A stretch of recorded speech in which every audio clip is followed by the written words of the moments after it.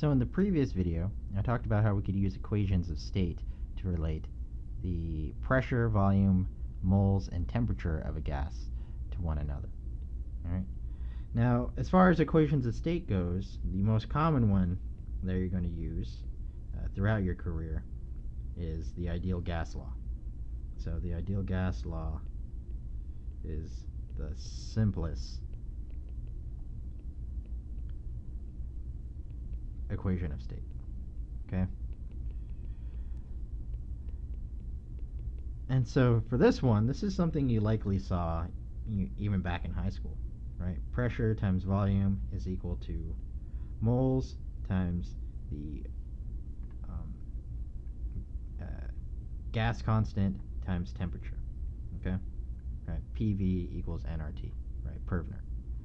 All right, and so that's something that's probably seared into your mind. One thing I want to point out here is if you consider the units of P times V or even nRT, you'll see that what you get back is units of joules. All right, and so what this equation is saying is that energy is conserved.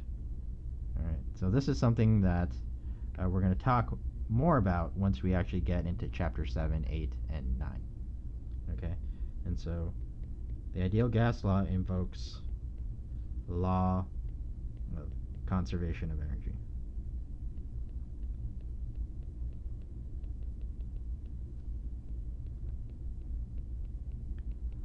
And we'll talk more about that soon. Okay? Now, as far as the ideal gas law, it's a thermodynamic model. And just like any sort of mathematical model, that means that there's going to be various assumptions we have to make in order for this model to be accurate. And so, with the ideal gas law, what we're implicitly assuming is that the gas molecules themselves are so small compared to the volume of the system that we could basically just pretend that they don't have a volume, that they don't take up any space in our system. They're point particles, if you will. Right? So we say they have negligible volume. Another thing we assume is that the gas molecules themselves do not interact with one another.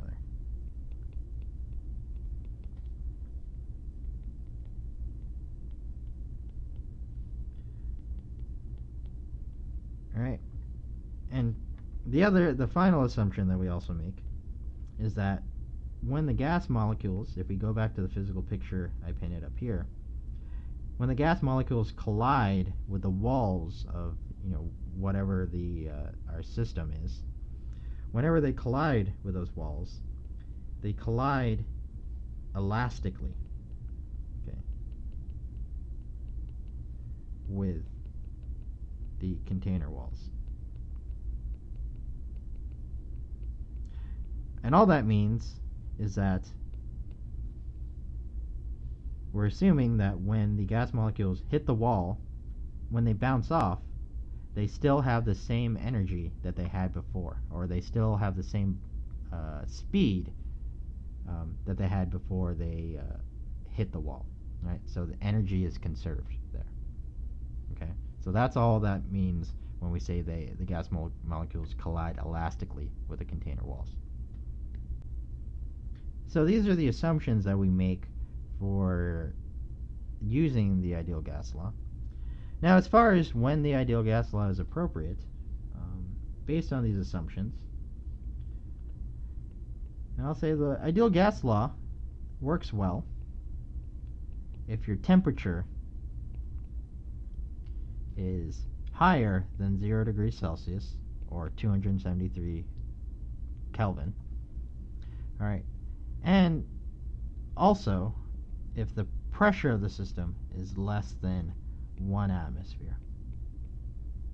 Okay? Now, at these sort of conditions, whenever temperature is 273 K and pressure is exactly equal to 1 atm, if you apply the ideal gas law, you'll find that the volume over the moles, which in other words we call the molar volume. And so here I'm going to put a tilde on top of the V.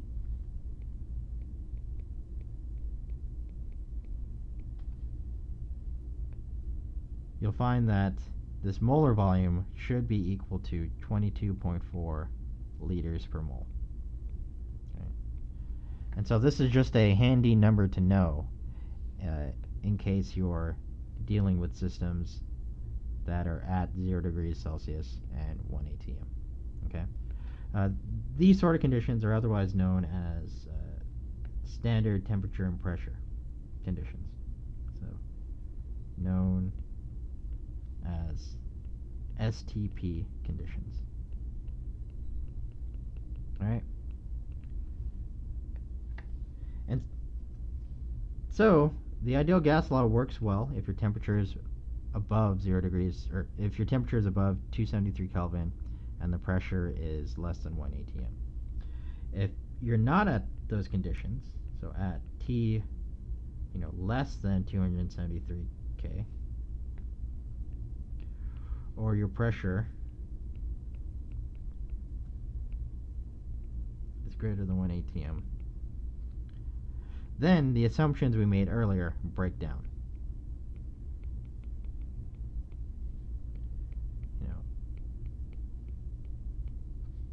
If the temperature is very low or if the pressure is too high, then we really can't say that the molecules don't have any volume. And under those conditions, if the pressure is very high and the temperature is very low, the molecules may start to actually interact with one another, which would also break the assumptions of our model. Okay? And so the ideal gas law only works well if both temperature and the pressure conditions are met. So both of these are necessary conditions. Individually, they're necessary, but individually they're not sufficient. Right? You need both of these to be true.